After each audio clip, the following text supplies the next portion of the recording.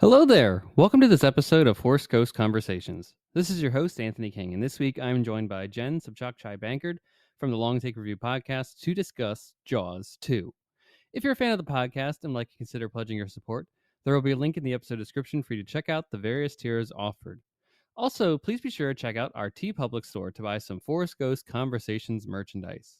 And without further ado, it is time to gather around the campfire for some Forest Ghost Conversations.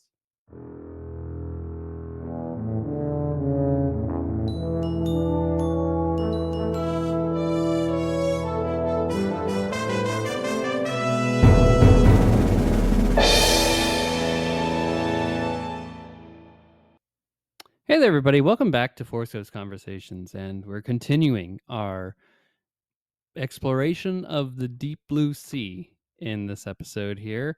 I hope you listened to last week's episode on Jaws for the 50th anniversary of it, and we're going to just run through the franchise here. We got Jaws 2, and hopefully we got some more Jaws episodes coming up in the near future for you all. I can't wait to dive into those and the sequels, and just to celebrate this wonderful cinematic achievement that is being the 50 years of Jaws. And I'm thrilled to have Jen Sopchockchai Bankard, who was on last week's episode. And during that episode, she did note that she had never seen any of the Jaws sequels, and therefore had to find a way to get her to watch at least one. So we go very deep into the film as much as we can, and extrapolate all the things that we like, things that we were not so big fans of, and things that maybe could have been improved. We talk about the behind the scenes of it all. Yeah, we just have a great conversation about this film that I think is okay. You know, it's an okay movie. It's not good. It's not the standout that Jaws certainly is. And we have a great time with this episode. So I hope that you do too. And of course, we can be. Well, let me just say too. This is usually where I do the news. Unfortunately, fortunately for me, I am currently on vacation. So this episode was pre-recorded in advance, and also this part of the episode was recorded in advance. So I don't know what news has taken place in the Star Wars and Lucasfilm Adjacent Galaxy over the past week.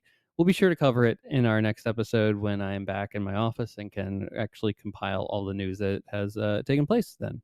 Additionally, just want to note that, of course, you want to continue the conversation with us. You can follow us on all the social media platforms, X, Instagram, YouTube, TikTok, Threads, Blue Sky. Just search for Force Ghost Conversations and we'll be there in some capacity.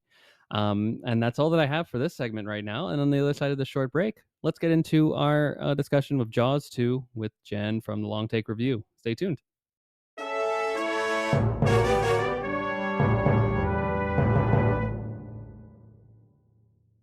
Is it safe to go back into the water? I don't know, folks, but we're going to try and figure out that question here as we dissect Jaws 2. I hope you joined us last week for our 50th anniversary discussion of Jaws 2, and I know I'm so thrilled to chat about this sequel. I don't I mean I'm excited to dive into like what the sequel means, what it entails, what its place is. Should there have been a sequel? I think is a grand question when it comes to like that's a film that's as magnificent as many would say that Jaws is.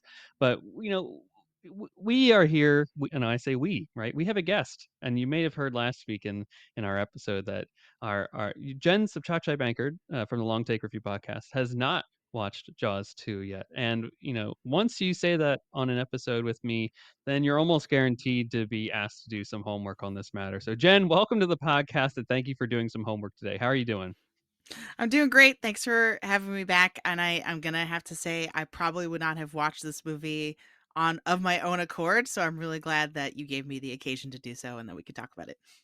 You're welcome. I mean, it's fair. You have other films that are probably on your watch list that were well above this one. If in fact, it probably wasn't even like you mentioned, it probably wasn't even on your like peripheral. Like this would have been a very rainy day, very many rainy days in LA, which don't exist, for you to dive into the will to want to watch Jaws 2 on your own without the homework assignment being asked of you. But let's dive into this film here because I think that I'm very intrigued to hear about a first timer's experience with this, and especially you've watched Jaws a lot, and we talked about it last week at length. And You know, you haven't seen any of the Jaws sequels. This is your first time taking this plunge. So, why? Let's start with that question. Why have you never taken the plunge? And yes, I am using the pun there intended. I love puns. So I part of it was a lack of awareness. I think before we started doing the 50th anniversary coverage of the original Jaws, I don't think I would have been able to tell you how many sequels there were, Okay. so I just was not really kind of, like, aware of them, and I think the other thing probably too is that no one has ever recommended that I watch Jaws 2. You know what I mean? Like, it's never been a thing that's come up. I've never heard, "Oh, you should check if you like Jaws, you should check out Jaws 2." So it just hasn't been on my radar. Interesting. No one at, like, no one on the long take review was like, Jen, what are you doing? You gotta spend 2 hours of your day watching this sequel, right? You gotta know what Yeah, in fact, happens it's to. probably the opposite. It's like, "You're good.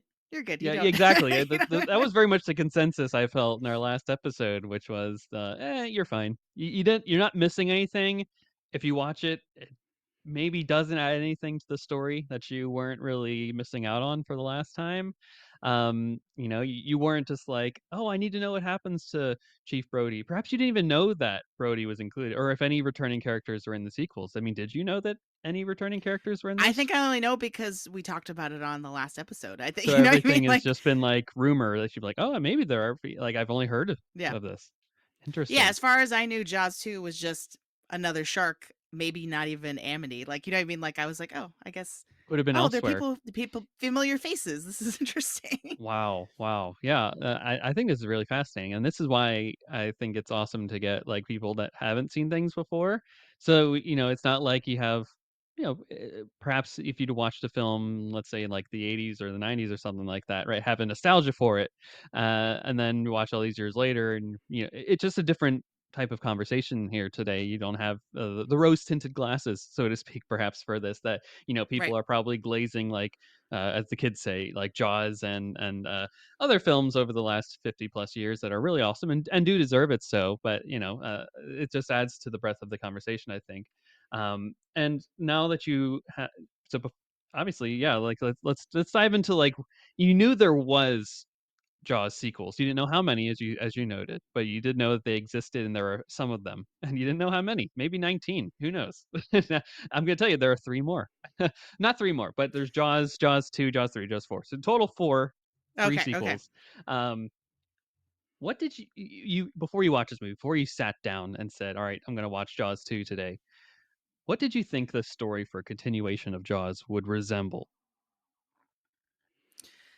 Well, I think it could have gone a number of ways. I think at minimum, right, there has to be another shark, and it can't be this. I was really, really hoping it wasn't the same shark miraculously. I'm like, I really hope they didn't retcon because, It that's not lived. outside the realm Yeah. of possibility. Like, yeah, if Jaws 2 were being made in 2025, like, some elaborate bending over backwards to make the shark come back to life somehow, Mhm, mhm. wouldn't be all that surprising to me. And so I was like, well, it's probably another shark.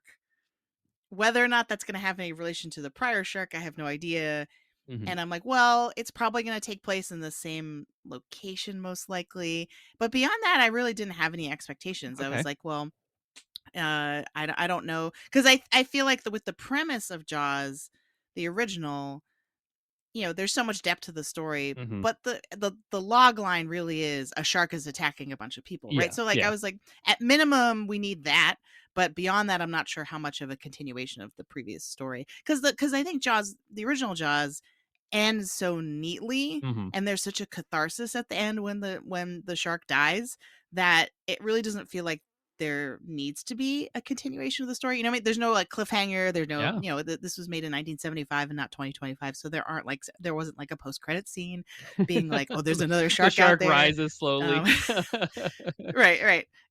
Or like a little, a shot of like a coral, like not a coral reef, because that would be inaccurate, but an underwater shot of like a um pod of like a baby shark Oh, egg or yes. A something a like that. You youngling know is what I mean? like, Like, "Mom? Mom?" yes. Starts to forming revenge. um, Maybe that's a plot of a later yeah, Jaws film, that's wink, wink.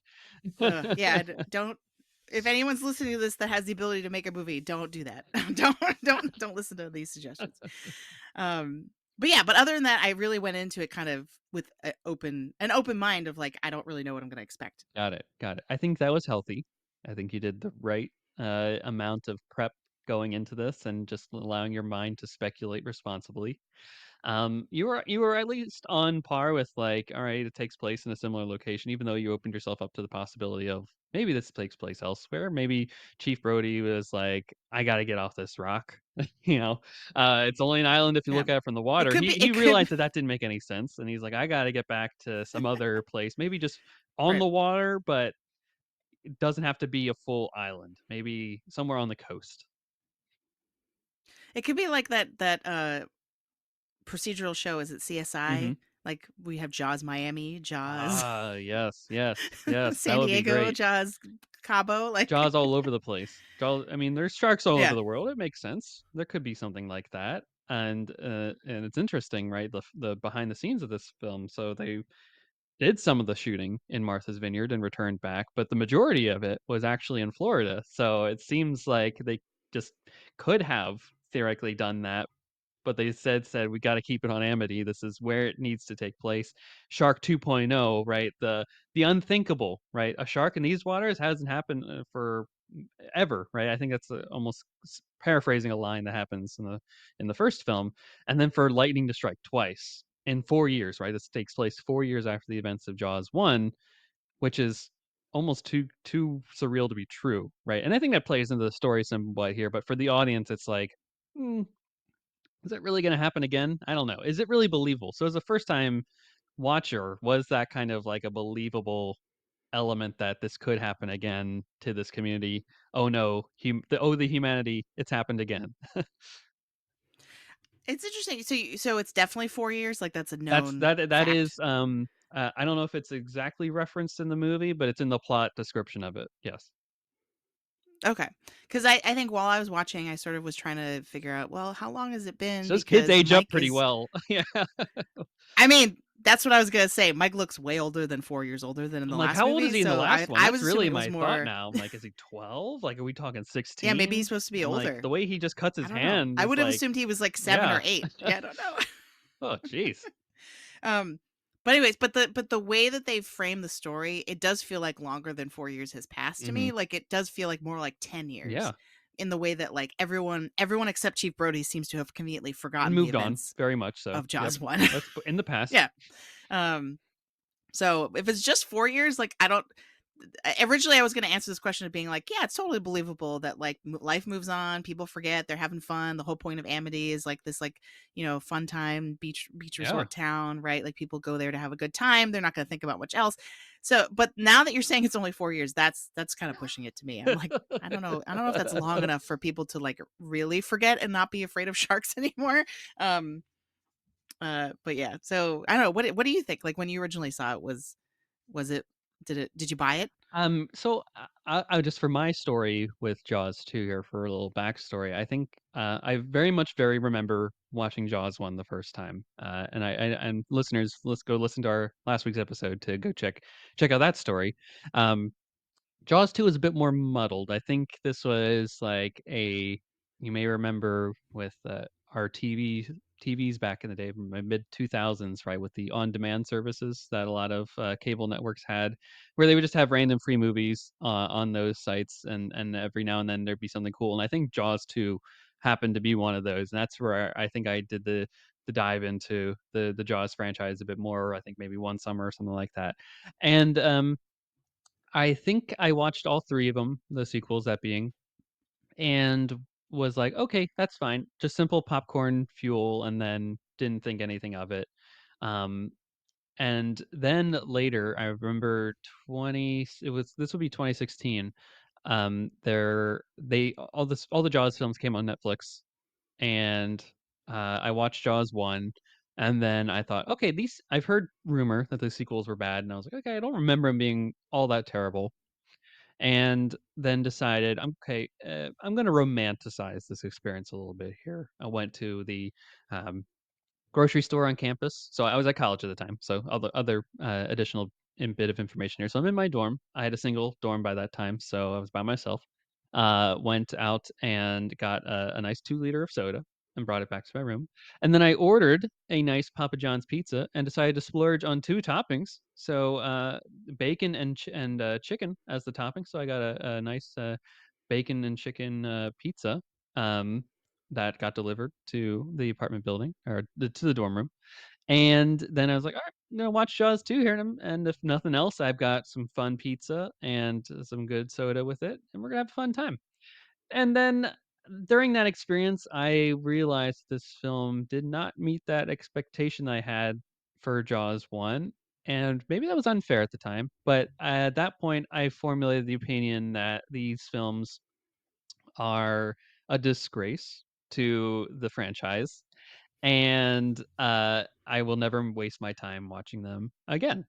And so that's where kind of my brain has shifted at that point, and then, during the pandemic, um, uh there's a podcast called With Gorley and Rust where these 2 guys talk about, at length horror films and horror franchises specifically, and they did a summer of Jaws basically, where they looked at Jaws and various other films, and they did a full series on this, and then they actually really enjoyed Jaws 2 and Jaws 3 and Jaws 4 in their discussions, and through that conversation, that made me then go rewatch them with a bit, more mature lens, I think, so to speak, and now I appreciate these films for what they are ultimately, which are the popcorn films that they are. But ultimately, getting back to your question, the do what did I think? What do I think about the 4 year gap?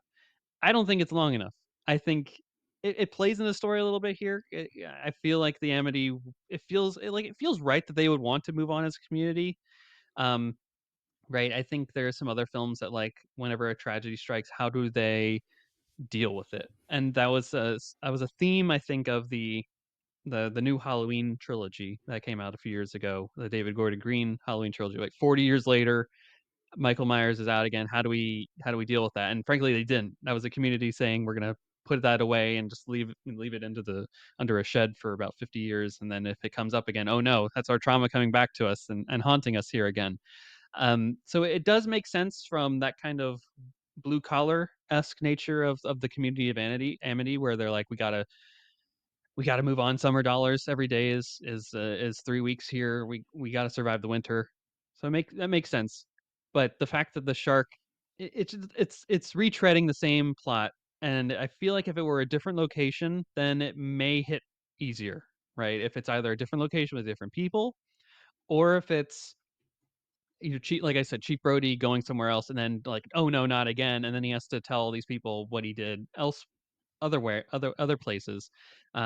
Like that would make more sense. But the fact that it's Amity lightning striking twice again, it's just like, okay, we're literally almost verbatim doing the same thing again. And arguably we're missing the best elements when we're doing that in being the 3 guys, Brody, Hooper, and Quint, going out on a boat for half the movie and their banter between each other. We missed all of that.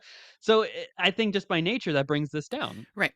in some way. What do you think based off of that? Yep.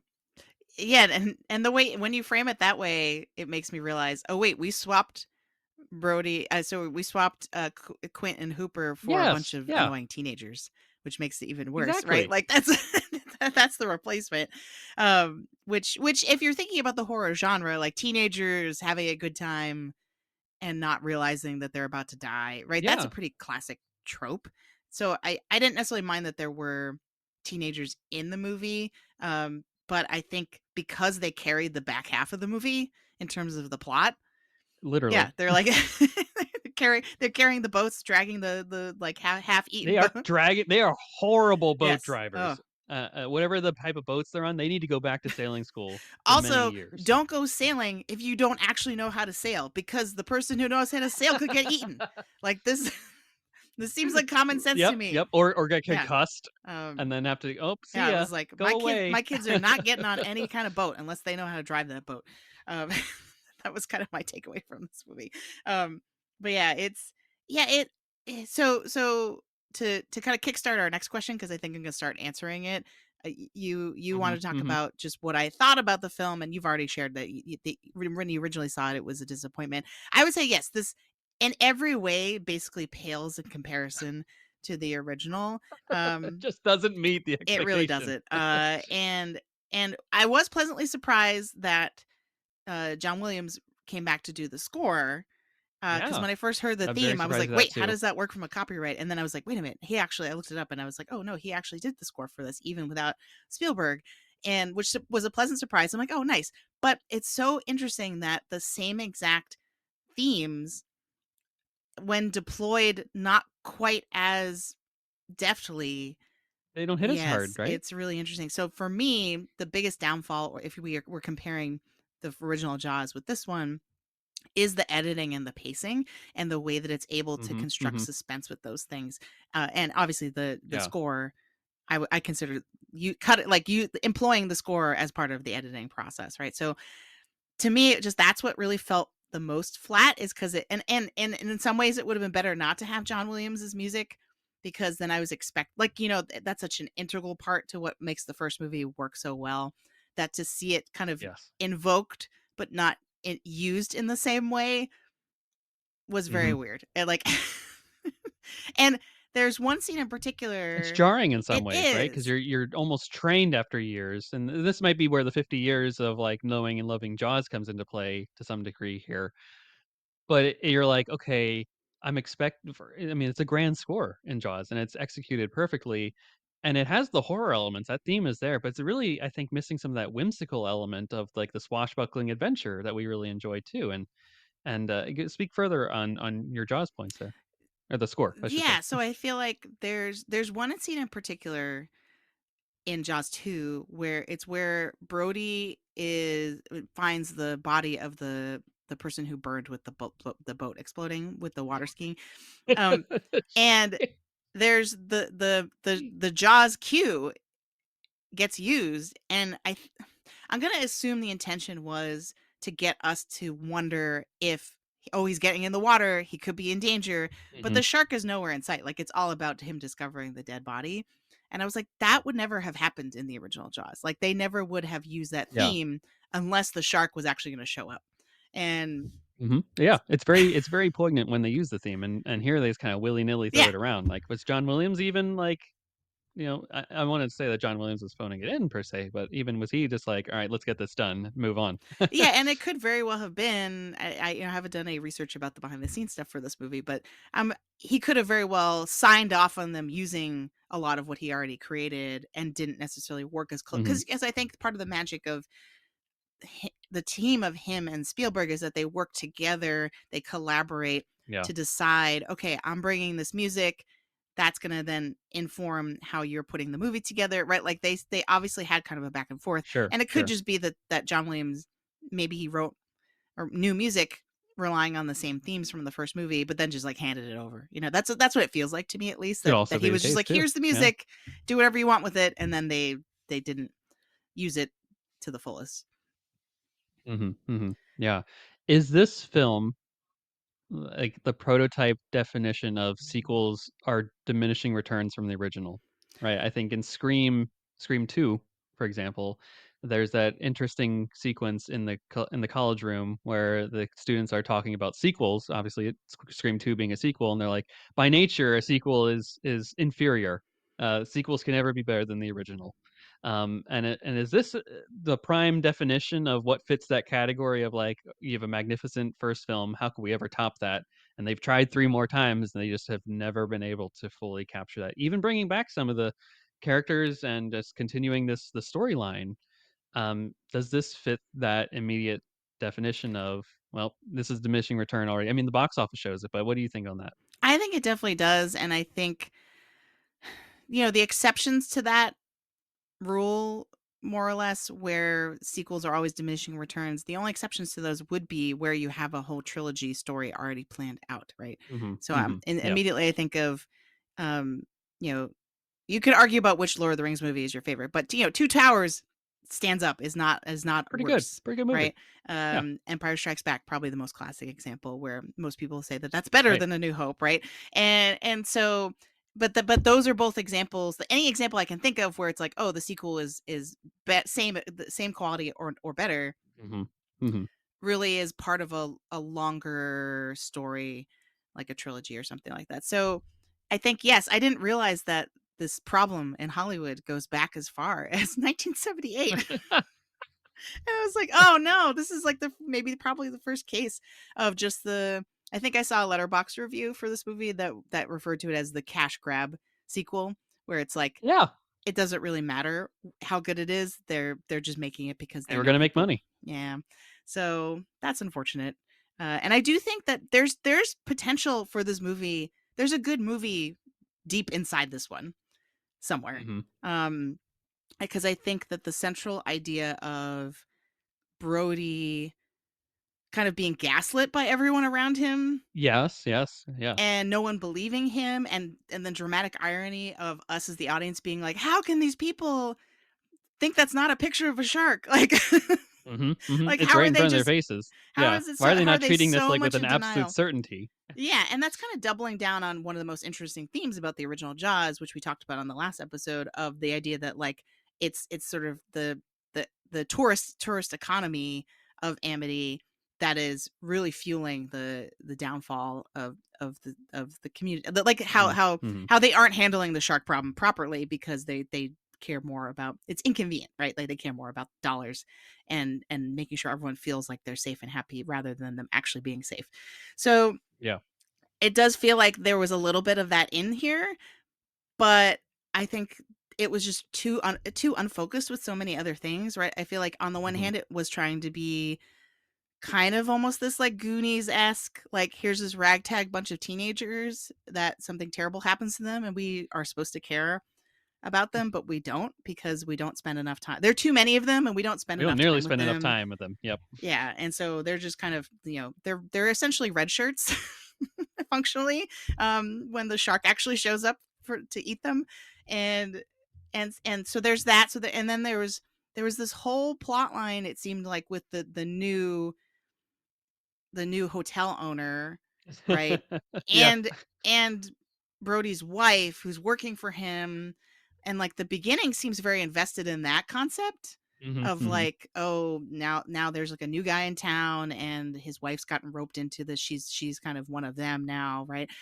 But then it never kind of resolves any, or like it never Never goes really builds anything impacts from anything there. either, right? It's just kind Yeah. of a little bit of tension in Yep. one scene, and that's it. Yep. Yeah, and so I feel like there's so many things in this movie that are like that could have, had they been more focused Mhm, and had they been kind of the central agenda of the story, could have been good, but where mhm. we just hopped around too much, and it seemed like it was kind of meandering. Um, but yeah. Got it. Yeah. No, I wanna dive into that further, so I'm gonna make a note to bring the discussion back to the I want to say the production problems of this film because there are many, and I did a deep dive into it before hopping on here because I felt like it might play into things here. Almost similar to Jaws one, this had just as many, if not more, problems than Jaws one, but because it's not Wow. as successful or admired or loved or the Spielberg of it all, no one really talks about it to the degree that we do for Jaws one.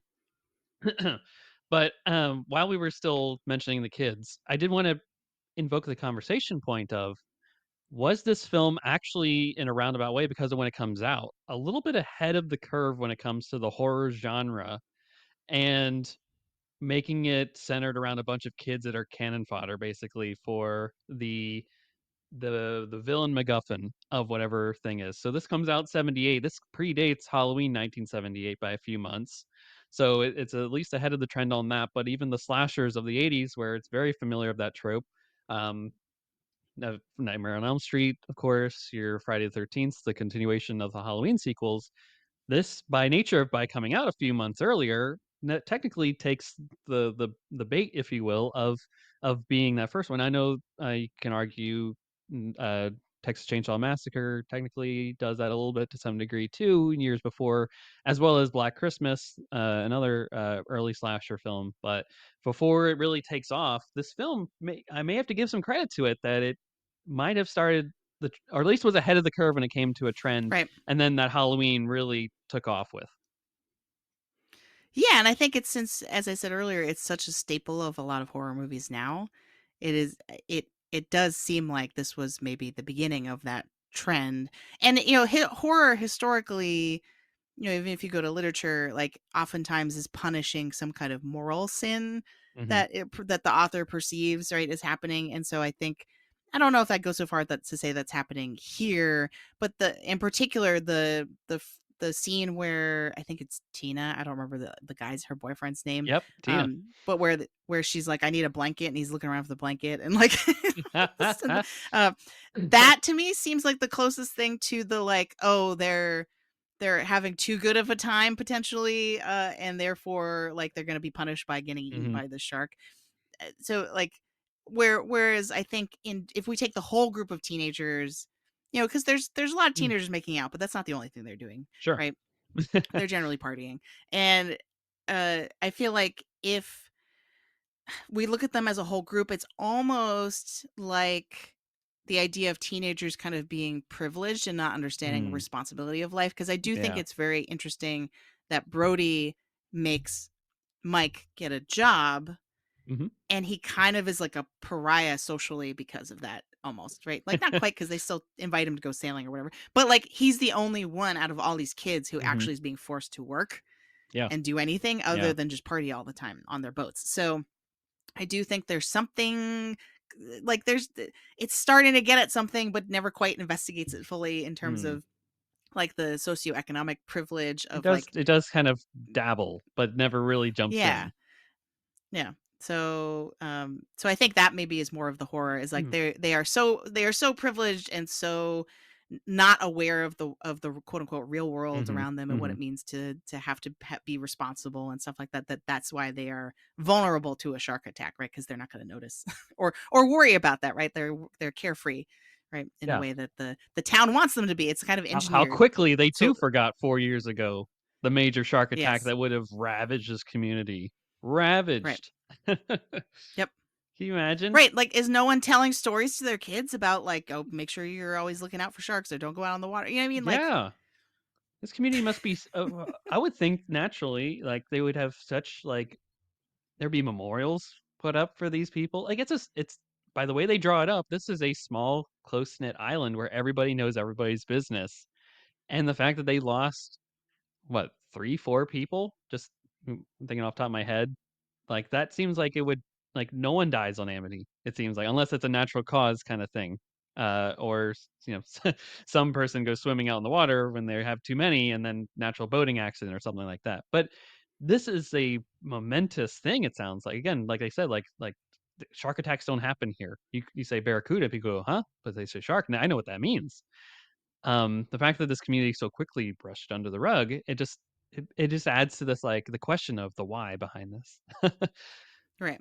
I mean, I think a huge part of that is the financial motivation, right? Of, like, Yeah, yeah. it and Brody actually says something about this when he's showing them the photograph, and they're like, "I don't see it. Mhm. It looks like mud or seaweed," right? And he's just like, they only see what they want to see, Sure, sure. right? And so it's the idea is like, because it is inconvenient and kind of would jeopardize Mhm. the kind of fantasy that they're trying to build for these to attract these tourists and these new investors and stuff like that, that they're it's way easier for them to forget or deny that this was ever a thing, or they kind of write it off as like, "Oh, that was just a one-time fluke," right? Mhm, That's not a thing mhm. that could happen again. Sharks never come up these waters then again. It'll never happen again, and then, it bites them, right?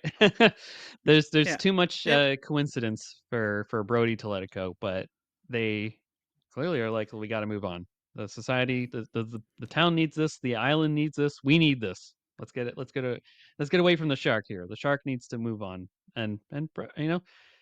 That's interesting, about the Brody of it all, and we're gonna get to Brody in a second here, but I do wanna talk about some of the production of this film, and it kinda might speak to why you're like, there's a little bit of here, a little bit of here. Apparently, the script went through, like, 4 or 5 rewrites with various people Whew. going into it, so there was basically, Jaws was successful, right? Biggest film of all time at the time of the release. Within, like, a month of Jaws being released, that's when the producers, Zanuck and Brown, then were like, "Okay, we're pretty much doing a sequel now." And Spielberg at the time was like, "I'm not doing a sequel. It's a cash grab kinda deal. They're corny. I'm not doing a sequel." Um, and I think that's true then as well, but I think he also missed the point of I was so burnt out and did not enjoy my work on this process whatsoever. You can't pay me to do this. And that later has come out that he but ultimately has said that in interviews. So they get a director and they get a script, but it's apparently too dark for Universal. and they do a month of filming, and then Universal pulls the plug on it, and they fire the director, and they're like, "We gotta punch up this script here." So then they give it to like 2 or 3 other people or something like that. Eventually gets back to Carl Gottlieb, who co-wrote the or did some rewrites on the first Jaws there to punch it up a bit. Um, and then basically they didn't have a director for a while on this here, so they fired the guy. They shopped it around to a few people. Spielberg thought he might come back to it. This is 1976. He's like, okay, I'm feeling a little better about this now. Maybe some of those paychecks have come in from the residuals for it, and he basically is like, I'm not going to do that script though, and he writes a script about a prequel for Quint, basically, which would tell a story about the Indianapolis and what happened based off of that. Unfortunately, or maybe fortunately, I don't know, the Close Encounters was being worked on at that time, and he's contractually obligated for that, so he could not do that. He couldn't go into production when they wanted to for this. They wanted to strike the iron while it's hot, come out as soon as possible to Jaws 1 and make the money, make the most money, frankly, out of this thing rather than waiting. Because they didn't wait, so that Spielberg went out the window. Um, I think Verna Fields and Joe Aldives, I think is his name, Joe Aldives, I think, was the production designer for Jaws 1, and he serves as camera 2, director 2 on this. Um, him and Verna Fields were like, we could co-direct this, and then the Directors Guild was like, no, we're not doing that. Um, and so ultimately, it comes to this guy named Jenna Schwartz, Schwark. I can know I'm sure I'm pronouncing that right. He's a Frenchman, I believe, and then he gets the reins, and he actually started filming before the script was even provided to him, which was the this uh, surf skiing? I don't know how one how does one describe that's the skiing on the water sequence? Is that really water Water skiing? ski I think it's Water just water skiing, of skiing. course. You're I'm overthinking it, overthinking the Anthony. title. Yeah, the actual title of the activity. Yeah, water skiing. They filmed that. That was the first thing that they filmed when they brought the production back on to thing, and they didn't have the script, so they're just like, we'll do a kill sequence, I guess. Um, they built 3 new sharks for this thing, and, they had equally the same amount of problems because they're still dealing with salt water, and, because I think they were filming in fall, they realized, like, similarly, there were problems with, like, the jaws of it all, where the cold waters of the Atlantic in not July or August, is a painful thing, and a lot of the extras were like, I don't. They filmed Jaws in like April and May, and like a lot of the locals that were in the water were like, this is terrible. I can't I can't do this. Especially that poor Kintner kid was like, nowadays he's like, I really hated that. It was freezing. I forget the shark. The water was the scariest Oh. part for me, and so they move it down to the coast of Florida here on the Gulf Coast side, and that's where they did the majority of the production for this film. So I think that's why a lot of the Amity looks different, and Chief Brody's in a different house, and they're not using some of the same things for the film overall. And the last thing I want to say about the trouble production is apparently the director and Roy Scheider did not get along at all, which led to actually um, so they had a fight between the two of them, an actual fist fight, not even just like, not even like Whoa. verbal fighting. So they were having comments on set. A couple of the executives were like, "Okay, you two get in a room here, and we'll hash it out. Like, we got to resolve our differences. We can't have our main star and the director at it." And eventually it got so heated in that room that it led to fisticuffs between the two of them, that the producers had to pull them off of each other. And I guess they kind of somewhat reconciled their differences enough to get the story to be finished in some way, but between all the production things, the actors not really loving what they're doing here. I mean, Roy Scheider frankly didn't even want to come back for this. This was a contractual obligation, and they threw a lot of money at him. And that's another thing. Like, Oh. he apparently was contracted to do The Deer Hunter, and he just didn't like where that story was going with that. And I think he maybe regrets that. But he got out of the contract for that, and then because of that, they're like, "Hey, we'll forgive you for that if you do Jaws 2, and we'll throw more money at you." Hmm. And he was like, "Okay, sure, I'll do it." And then having that whole thing, plus the production things of the shark not working again, like, this is just as problematic, if not even somewhat more to some degree, than Jaws 1. And I think that's where you're getting at here, is like there's so many things that it kind of dips its toes in but never fully commits to. Um, and I think that might explain some of the why behind it, and I think that's it's really fascinating there. Yeah. The fact that they were fighting, I think definitely now that you say that, I can see that in Roy Scheider's performance. I think because I think he's, in individual scenes is doing an okay job, but the performance definitely seems Mhm, very up and down.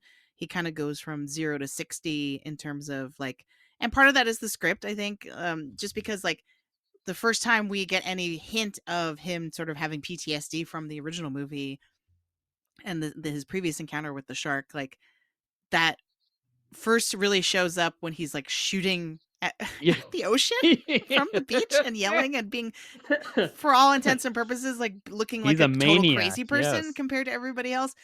Yeah, and so which seems like a little bit out of character, and if they had been building up to, like, he's having nightmares about the original shark, or you know what I mean? Like, if we had had kind of more of a that again, if that had been the sole focus of his trauma from the first movie and him trying to deal with Mhm, it, like, that's mhm. we've seen that type of storyline in other movies, right? Like, the idea of, like, he's got his hand Sure, shaking when he sure. tries to fire his gun, or you know what I mean? Like, stuff like that. But instead it's just, like, kinda comes out of nowhere, and then that plus the scene where he just got fired and he's drunk also seems very weird to Yeah, me. don't drive and drink, kids.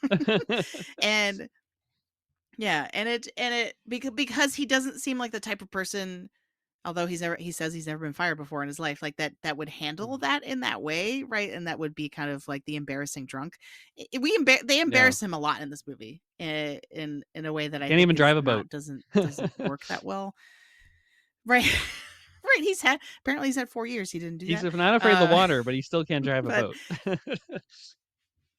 yeah, but his performance, my point is, feels very piecemeal. It doesn't feel like it was directed Mhm. properly, and so, you know what I mean? Like, and so the fact that they had tension, Yeah. do we know Yeah. what they originally fought about, or was it just a personality clash from the beginning?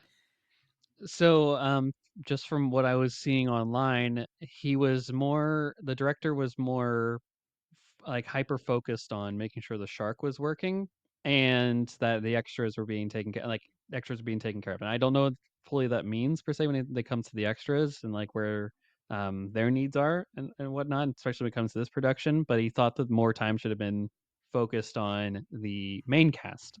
So being, I think, of course, him, probably Lorraine and Murray Hamilton, and some of the returning cast that are more top bill of this than some of the extras here.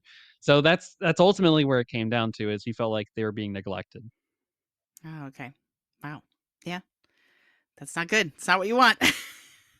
For sure. That's not it For at all. sure.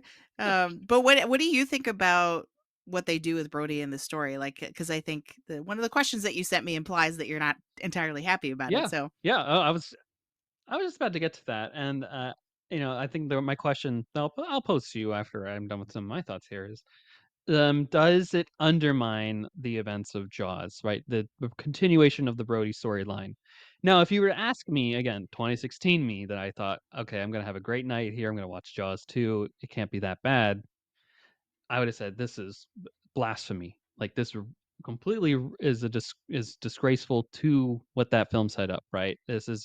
Every character has a completed arc within that movie, right? Whether it be Quint, whether it be Hooper, whether it be Chief Brody, chief and foremost. He no longer is afraid of the water. Seemingly he's overcome that trauma of his, and then they go off and live their lives, right? I don't need to know anymore, right? I feel like I'm pretty content with the story I got.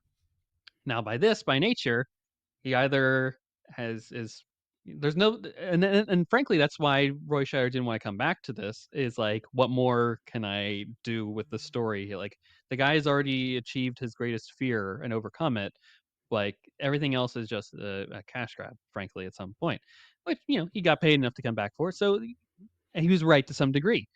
Now I will say, in the near since then, we actually have gotten a lot of sequels that have touched upon the idea of trauma being a thing. And I think that's where this film is probably at its most interesting for me, is the fact that, you know, he's the only one that's sounding the alarm. We've mentioned this. Like, he's going across the island. He's like, something isn't right here. No one wants to investigate this. I'm seeing signs similar again. We're pushing this aside in the name of capitalism. We have these like watchtower things on the beach now that I think were probably put up in the aftermath of Jaws 1 to protect the community and probably give people some sense of safety as they're going out into the water. And as time has gone on, a few years, summers have gone by. Memory changes fast, apparently. Um, and he's the only one that's like hyper vigilant about this thing. And maybe that's just the somewhat of the PTSD of it all, right? And I think there have been a lot of legacy sequels in the last 10 years now that have main characters that have had to deal with some sort of traumatic event or the actions of their past, and it weighs on them after years. And unfortunately, this seems to have weighed on Chief Brody a lot sooner, based off of when the story takes place at. I think, like you said, if it maybe were 10 years later, people would it would make sense a lot more of like the community's brushed it aside and moved on, and he's the only one that's still holding on to like the is there a shark? Is it? I'm the protector of this community. I have to. That's a lot to weigh on somebody.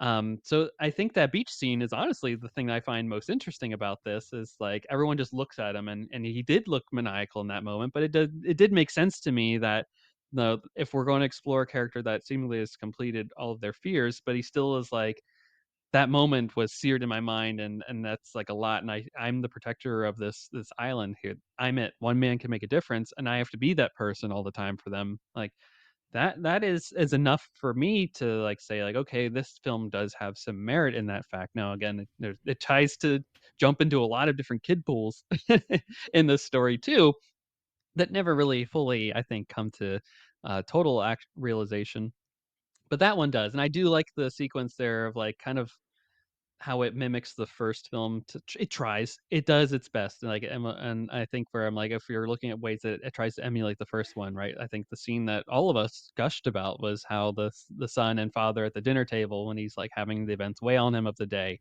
and, like, the simple, child emulating his father there and having that warm-hearted comedic moment between the 2 of them is great, and the fact that Sean Brody now helps him to pick up the bullets on the beach, and he's the only one there. Like I feel like that's where it tries to be the most like Jaws 1 in this film. Um, and then of course it kind of goes off the rails as the third act comes into play and the kids go out into the water and he loses his job and all of that. But I feel like that is if they were going to continue the story, they tried their best to find a way to add on to the Brody arc of it all. And what way would they do that? Trauma. And I think, 2016 me again was like, how dare they? Don't touch it. Leave it alone. Leave it alone. And now older me is like, okay, that does seem like it might track. Now again, the 4 years is another question there about it, which we can, and anyone can have a debate and opinion about that. Um, but where do you lie on the continuation of the Brody story here?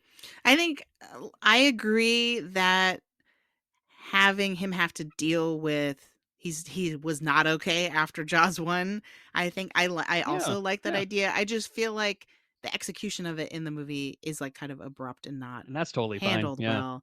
Um and I think that I think what's jarring about it or kind of unsettling about it is that we in the first movie knew him as kind of the more relatively out of the trio more level-headed Mhm, hero mhm. who was like always kind of stood for I I know what's right. I'm gonna do whatever I can to try to help, right? And so like Yeah, there's kind of a purity to his character, which to see him kind of unraveling so quickly here does kind of feel weird. There's a little bit of a misalignment, I think, with what we kind of knew to be his character in the first movie. So I think got it. there was a way to kind of bridge that gap a little bit more. Mhm, uh, mhm. and so I think, yeah, maybe not running out to the beach and shooting at the water, um, but but In but broad daylight but still too, like, trying to, yeah, everybody I don't around know. them. It's not a good look. Um, uh, but having him sort of be brushed off by the community. The thing that I think would have actually helped a lot is since we have basically functionally a new mayor character, right? A new Mhm. person coming in to represent, you know, the capitalists' indifference, right? And Sure. the to have the mayor who did live through Jaws 1 and did kind of, in theory, learn that he was wrong, right? There's no moment where he kind of acknowledges, "Hey, look, I know. I was there too. and this Yeah. town owes you a great debt for what you did, right? Like he never has a moment where he kind of like tells Brody that he So, understands where he's coming from, which seems crazy to me. it's so interesting that you say that because there's actually a deleted scene where he's the only one that doesn't vote to fire Brody, Oh, see, that which makes would sense. have solved that. And Yeah, exactly right, but I don't know if it had to be like he still would have been probably fired that I think 4-1 on that one, yeah, unless but it at needed to least be totally unanimous. they're But it would answer that you said.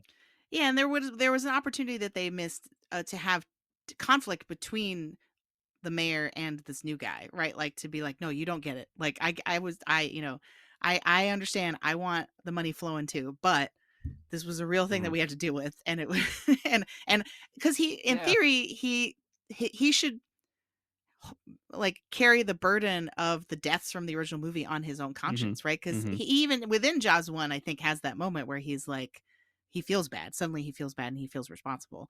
So to Yeah. have that just kind of be wiped clean when he's in this movie seems weird. But I think that would have like all there are like lots of little things they could have done to help make the sort of trauma plot subplot for Brody and his character arc in this movie make a lot more sense.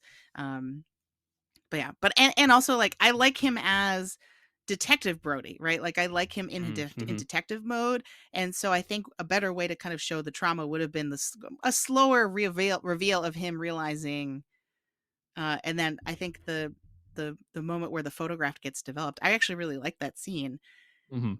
and it could have held so much more weight if we had spent more time kind of building up to it before that.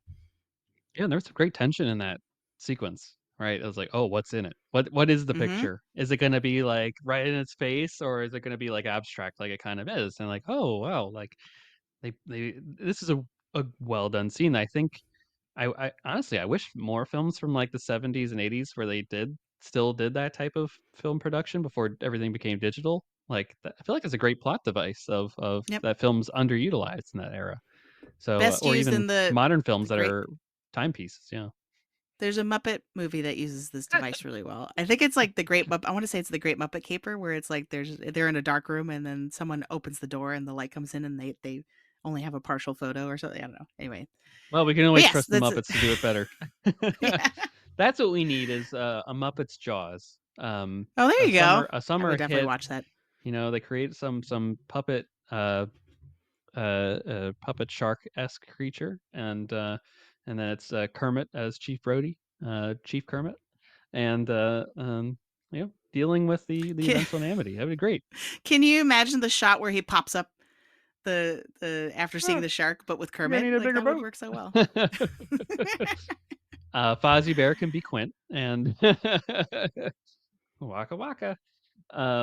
Yeah, I think that, yeah, exactly. I think it could be hysterical. Um, and we talked a lot about things in this movie we like and didn't like. Is there anything else that we haven't touched upon at this point that you're like that stands out to me? That could have been done so much better. Anything that you need to air your grievances at this time with So, Jaws too. yeah, we covered most of them. I think the one thing, and it's interesting because I'm not usually picky about this sort of thing, but there's one scene where the boat brushes past the shark and it just like wobbles Hmm. in Mm, like it's rubber, yeah. and it looks really weird. It doesn't look like it looks that suddenly you're like, "Oh, that's a fake shark." And that really took me out of the movie in that moment. Hmm. Hmm. And again, like in general as a moviegoer, it's so easy for me to suspend my disbelief. But I think because it worked so how they used the shark practically worked so well in the first film, it was just kind of my radar was a little bit more attuned to that, and I was noticing it more in terms Mm, of like, oh, like this shark looks a little bit more rubbery and got it. like Yeah, no, I think it does not too. as hardy. But other than that, I think I mean the idea that in the final scene Brody doesn't actually even talk to Sean until the very end until they're all safe feels super weird to me. Like, and I understand that we want to establish that he cares about all the kids that are in danger and not just his own son, but like that wouldn't make sense. Didn't make sense Hmm. to me. Hmm. For him to be like, my boy's on that boat or like on that raft or, like, and Sure, then sure. shouting out to him to be like, it's going to be okay. Like from what I remember, he never does that. It's sort of like the Sean is like largely off screen until the shark Until explodes, and needed. then Yep. Until we get his point of view of the big shark electrocution explosion extravaganza, 4th of July yeah. monstrosity. Which honestly, Chekhov's power line, because the moment they hit True. that scene where they drag up the power line, I'm like, oh, I know how this movie ends now. Now here's the question is, did Amity lose power for a week plus because After of that, that? Right, right? right? Like I It was during the day, so we don't have the dramatic like and we're turning not we're off of not all the anywhere lights. close to the island. So like we don't Oh, know that's the true. impact Yep. is. It felt like it took years to get out to this to this area out there, this random piece of rock that they could find. Um They just cut to the Boston skyline just like turning off. yeah, I'm like, wow, like the shark. Um, like they talked about, especially in Jaws 1, of one day you close the beaches is like 3 weeks of lost income and revenue. Well, how much income are you going to lose when you literally have no power?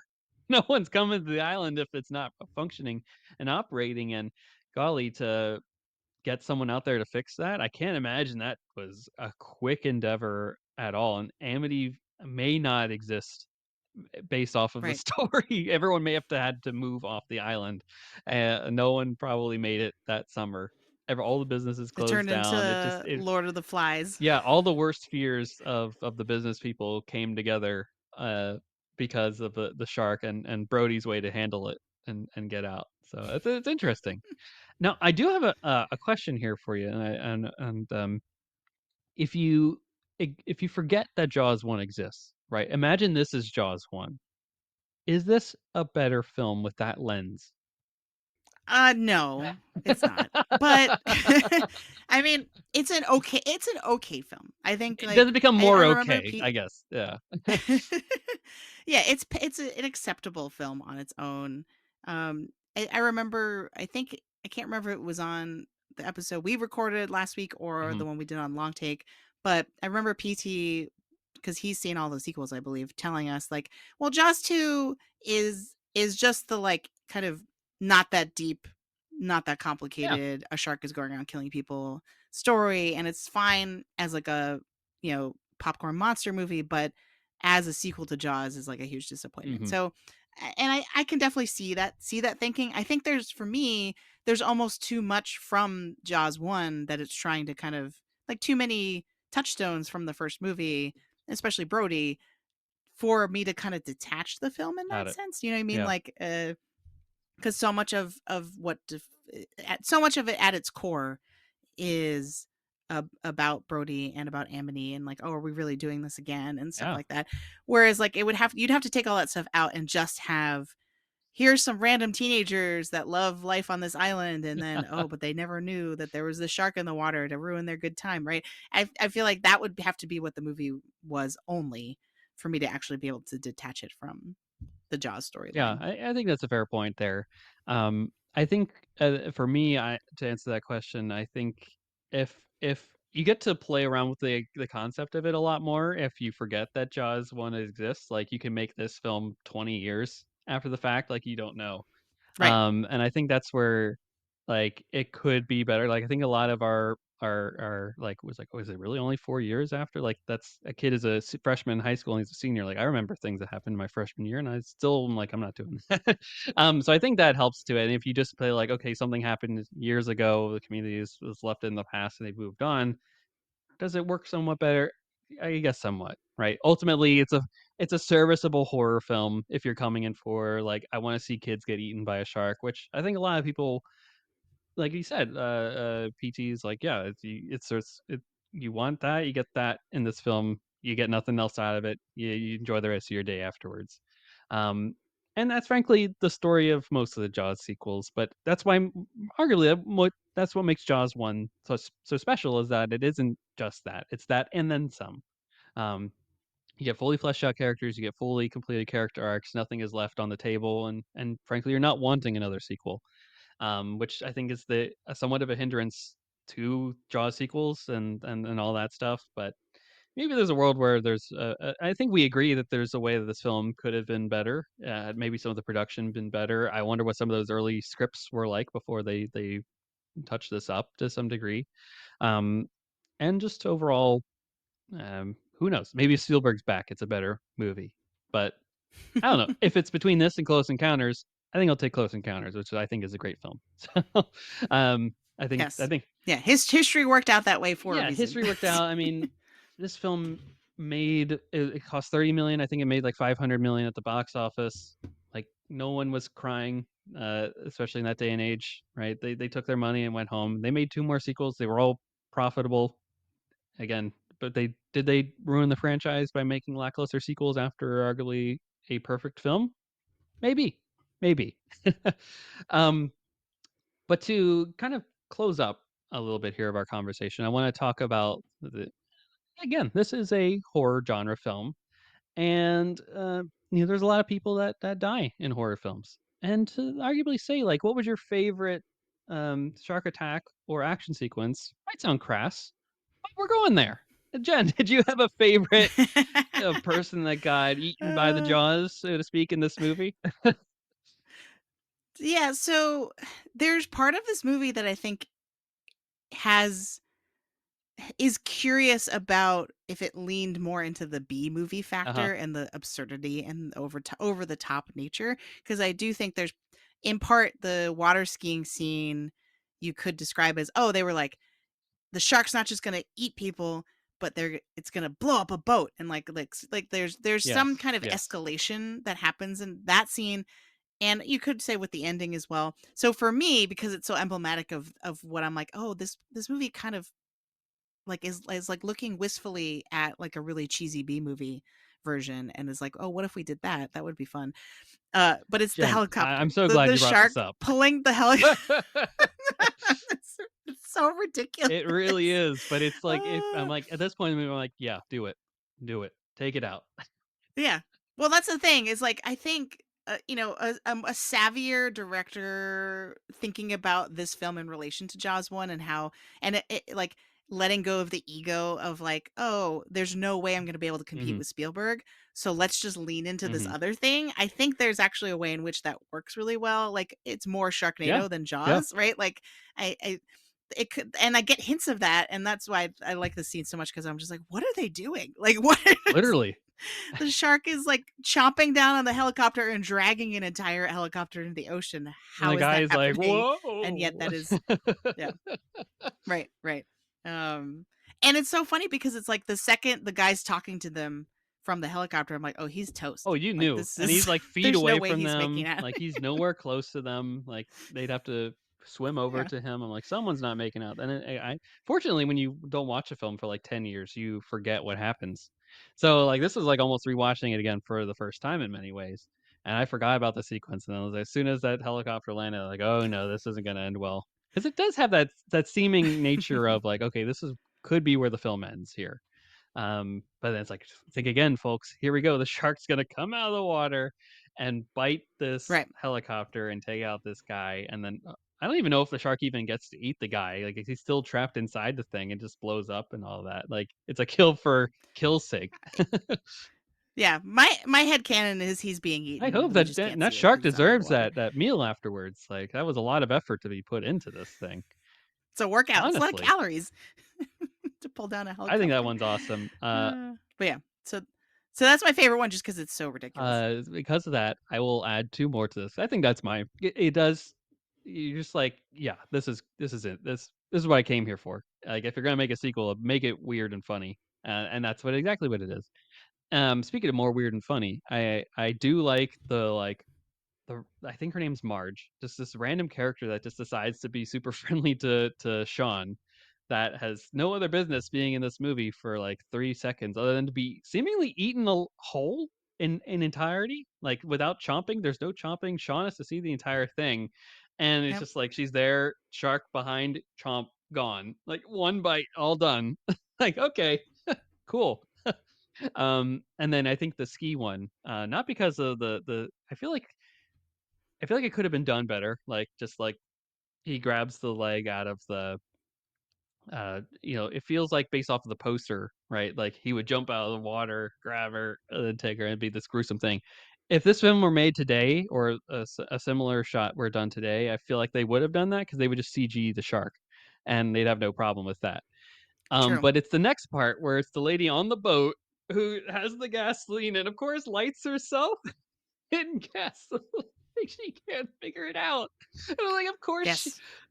It of goes course, awry then so she decides, quickly. like, fully knowing that she just lit herself up in gasoline and then gets the flare out. Like, I'm like, of course, in this comedy of errors. I'm like, the shark didn't even get to eat you. He gets burned. Like, I think that's a cool nature thing that they kept in, like, to burn the shark. Okay, that's a I pretty did neat like that, added yeah. thing here. They're probably trying to sell some action figures if they could here. You gotta change up the shark a little bit. You can't just keep selling the same great white every film. And yeah, I just that whole comedy bears thing, I was like, this kind of works for me here. This is funny. And of course, then they're like, well, Like, lady blew up yeah. in the water. Yeah, they just adds that mystery of like we don't know if it's a shark or not. When Brody's like something's not adding up here, but seeing that burned up body a couple times, it's pretty wild. And of course, you have the orca too that lands on the beach too, and you have like Stanton Hooper because Richard Dreyfuss doesn't come back, doing the exposition dump about things. I just think that's all fun too. But yeah, And she changes she her does, she conclusion, like, does. halfway through the scene. Like, she's like, "Well, it's either a great white or another orca," and you're just like, "That's not Yep, what you said 5 exactly. minutes You're ago." like, oh. You were very defensive Yeah, about it 5 minutes this ago. yeah, very interesting. I'm like, is that a rewrite? Is there something here? I don't know. Also, an orca washing up on the shore like that just makes zero, like, again, I'm not usually the type of person to, like, think too hard about the how realistic something is in a movie, but I was like, "Why is there an orca on the beach?" Like, that makes no sense. Yeah, does orcas just like you're from the New England area? Does orcas just wash up on the shore very often? No, and to the point where I had to Google, "Do orcas live in the Atlantic Ocean?" Because I was like, "I've never Yeah, did they even seen." migrate that far up there? I think they technically do, but they're so far north, like, up towards the Arctic that, like, there's Got it. really no, like, it would be truly crazy for an orca to wash up on shore. More crazy than that might be like the thing that like would astound this community more than anything, right? Sounds like because a great white very rare, but even rarer perhaps is seeing a killer whale, the only natural predator to a great white in the wild, wash up on shore. Like that'd be pretty newsworthy, I think. Yeah. There's a lot of, like, pseudoscience that doesn't really add up in this movie in a way that I did not notice or think about that at all in the first one. Like, um, yeah, we need Hooper. He needs to come back from his Arctic research station or, Yeah, he's on or the whatever. Aurora. Yeah, yeah. Because there's also the moment where she says to him very snarkily, like, sharks don't talk to each other. Like, and because he's like, well, could a shark that Yes, yes. dies? He's like, do they Yeah, echolocate? yeah. I was like, what is happening right now? I don't. Yeah, when Shark 1 died 4 years ago, it reverberated throughout the oceans that it eventually got to, let's say 2 years later, the the sound waves in the ocean water got to shark that we see in Jaws 2 and then said, "I must avenge my pal." And then comes all the way over to the wreckage of the Orca and says, "I'm gonna terrorize this community on behalf of my pal." Yeah. Yeah, that tracks. And I think what works so well about the first Jaws is that the the shark was realistic and we treated it like it was a real shark, but there was just a hint, there was just like 20% of like, well, this is like an unusually large shark, an unusually smart shark, right? Like, and so Mhm, it mhm. is established as kind of like an anomaly, but still kind of mostly Yeah. operates like a real shark. Whereas this like seemed to kind of forget that idea and sort of like, couldn't decide. It was like, either it's a, because she was like, "Well, the shark would have to be, like, incredibly large for a great white if it made these bite marks," or something. Like, there's, like, commentary about, like, that it's, like, a super mega shark, Yeah. right? But then at the same time, there are the other scenes, they just treat it like it's a normal great white. So, like, yeah, I don't know. It doesn't add up. Not a lot of this film adds up. But, what also doesn't add up is some of these sequels yet. And, you haven't seen Jaws 3, I have not. so let's first ask the question, what do you think that story entails? Oh, you know, part of me is like, they're just gonna run it back again. Like, What because if I that's sort told of you the they feeling of this don't? one. They don't. Okay, so if it's not just like, let's just keep repeating the same thing over and over again.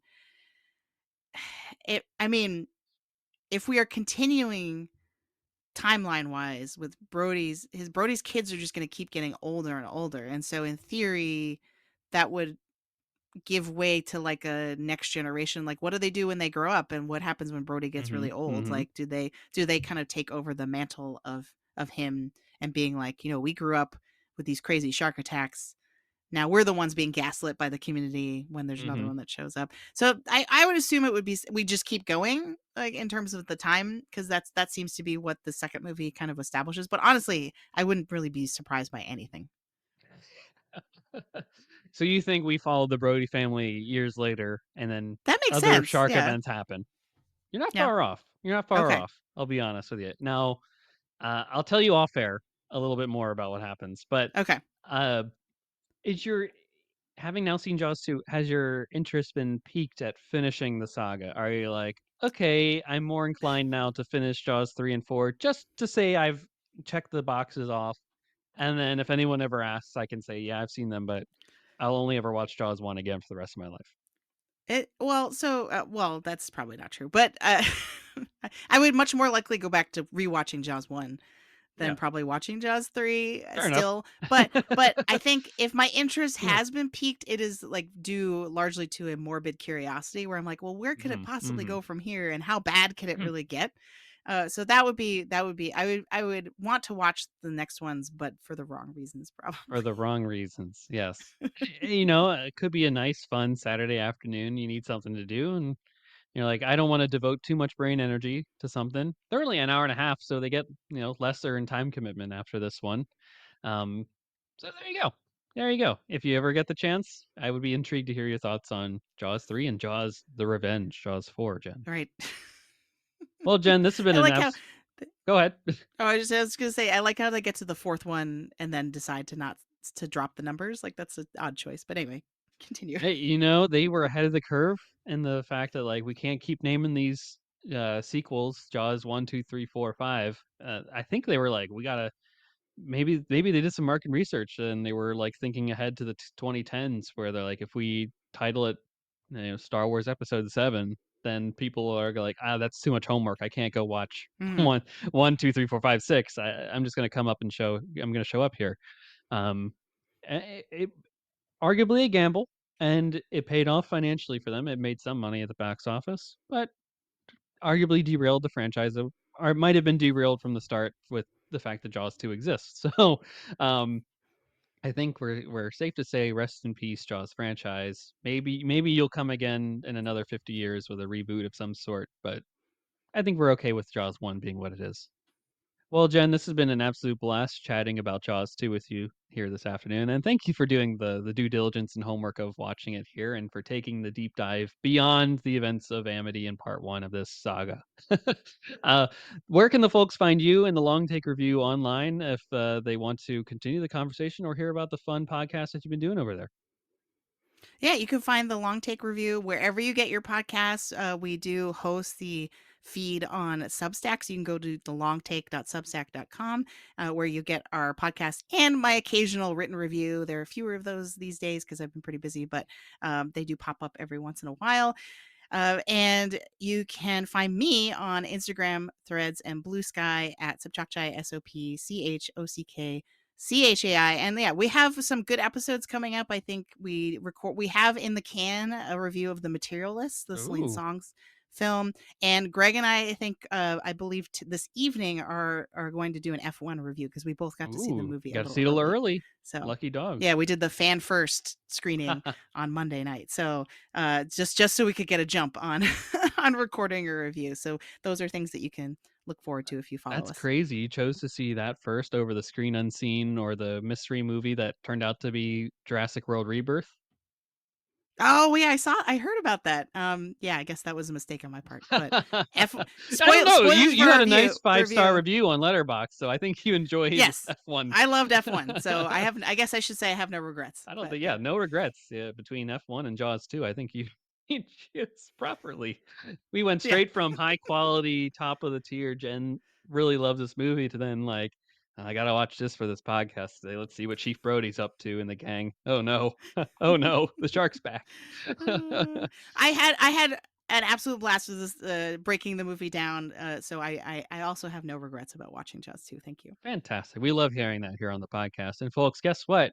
Shark season isn't over here. We're coming back next week with Jaws 3. And Jen, I'm going to tell you, Jaws, the original title is Jaws 3D. So Oh that gives you no. some lens into where this franchise is going a little Oh bit here.